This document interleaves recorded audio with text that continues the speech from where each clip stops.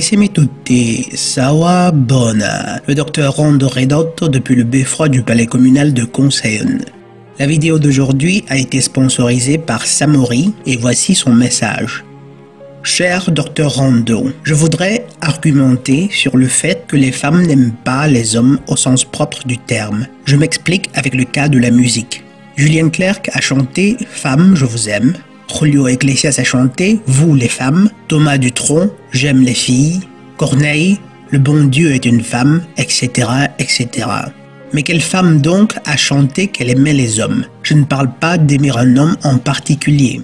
Je parle d'aimer l'homme en général pour ce qu'il fait et pour ses sacrifices pour l'humanité. Il n'y a pas une seule musique de Gino Forte clamant l'amour de l'homme. Je pense que les musiques de ces manjaina riches ont influencé les hommes de leur génération et celles d'aujourd'hui en leur inculquant l'habitude de mettre la femme sur un piédestal. Que pensez-vous de cette réflexion?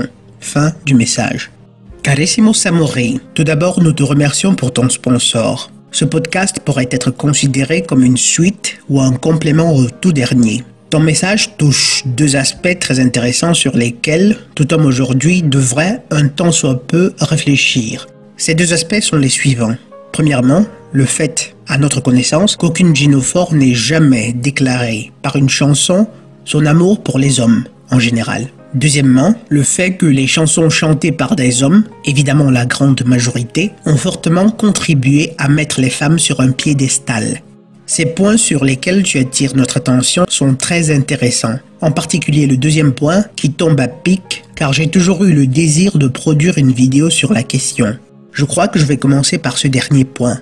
L'industrie musicale des dernières décennies est carrément une clé de voûte dans le culte moderne d'Astarté. Le monde de la musique a été complètement perverti par l'élite qui a sagement utilisé la capacité de l'homme à s'intéresser de tout et sa naturelle attraction aux femmes pour répandre des virus dans les esprits tant des hommes que des femmes afin de saper l'harmonie naturelle qui caractérise l'union du masculin et du féminin. Le but étant de détruire la société humaine en sabotant progressivement son fondement premier qu'est la famille. D'un côté, les hommes ont été encouragés à chanter des millions et des millions de chansons à la con qui glorifient les femmes à longueur de journée juste parce qu'elles sont des femmes, les mettant de ce fait automatiquement sur un piédestal qu'elles sont très, mais alors très loin de mériter.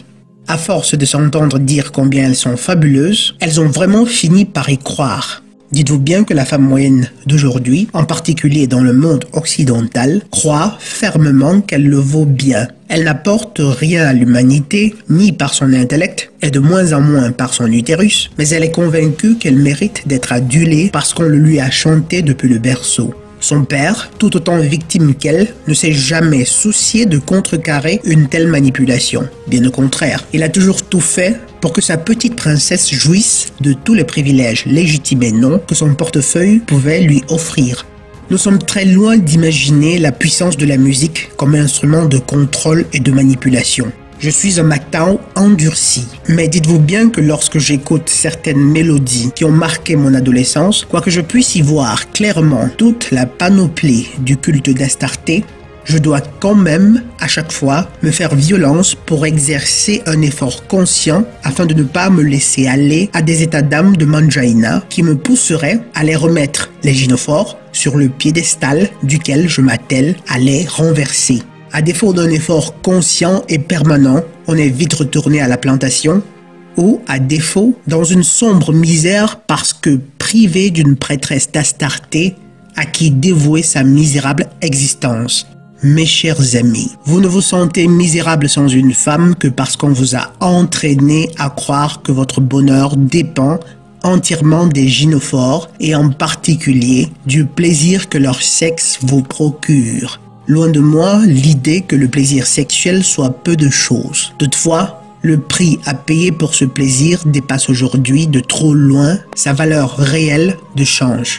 Vous ne pouvez pas vous permettre de sacrifier votre destinée cosmique juste pour un plaisir, certes très puissant, mais très éphémère, et qui plus est, ne vous est concédé qu'afin de mieux vous asservir plutôt que pour accomplir la fonction qui lui était destinée, c'est-à-dire contribuer à construire un sanctuaire consacré à l'amour avec un grand A, le lieu idéal pour appeler d'autres âmes dans ce monde. Mais c'est un sujet pour un autre jour. Mes chers amis, votre dévouement à votre Dieu, à votre cause, à votre destinée cosmique, et non à une gynophore, ce ne serait que peine perdue. Je ne le dirai jamais assez. Le culte voué aux gynophores aujourd'hui à travers la musique est une face du culte d'Astarté. Un culte qui présente toujours la femme comme objet d'admiration et d'adulation. Une adulation sans fondement, ou tout au plus fondée sur les mauvaises raisons. Si seulement 1/1000 de cette énergie dépensée au culte d'Astarté était employée pour faire l'apologie de la maternité, nulle part en Occident aurait-on des problèmes de population vieillissante.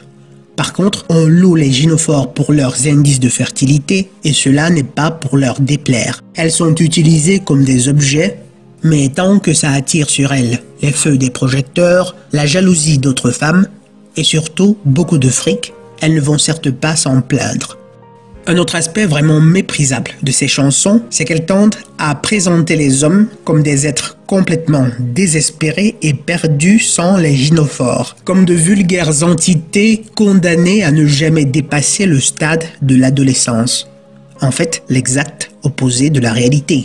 Vous avez Jean Ferrat qui chante « Aimer à perdre la raison » ou encore « Que serais-je sans toi ?» Francis Cabrel, « Je l'aime à mourir, ne me quitte pas » Joe Dassin, « Et si tu n'existais pas ?» Et je suis sûr et certain que d'exemples du genre, vous en avez des centaines et des milliers encore plus intéressants. Je vous exhorte même à les partager. Comme je disais tantôt, c'est l'exact opposé de la réalité, car dans la nature, sans les hommes, les gynophores sont des êtres complètement perdus et désespérés qui ne comprennent même pas ce qui leur arrive, exactement comme des enfants ayant perdu leurs parents en plein milieu d'une foule. En fait, sans les hommes, elles cessent simplement d'exister, car elles mourraient de faim ou deviendraient très vite les proies de bêtes sauvages, personne n'étant plus là pour construire une civilisation qui tienne de telles bêtes sauvages en respect.